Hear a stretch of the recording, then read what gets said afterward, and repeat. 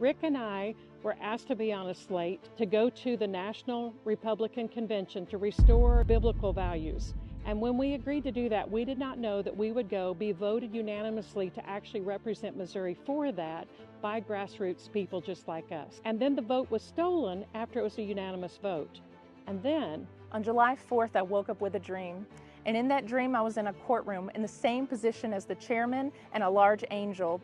The courtroom was filled with people, don't mess with our kids people, and they started standing up against the demonic attacks and agendas on our children.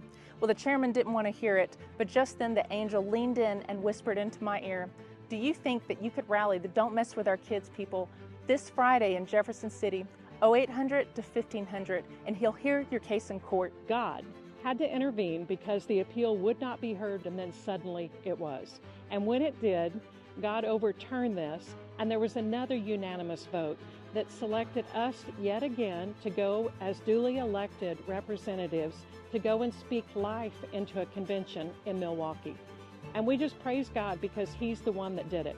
And we're going to defend the rights of our children and for future generations. Esther 9:24 through 25 says, "For Haman had plotted against the Jews to destroy them, and had cast the lot for their ruin and destruction.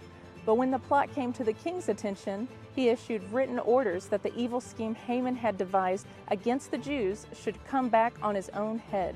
The book of Esther is full of decrees, petitions, and requests. It's a governmental book. We have moved out of the time of preparation, and we are moved into action. It is time for the Esthers and the Mordecais to arise and to take their place, for maybe you have been brought into the kingdom for such a time as this.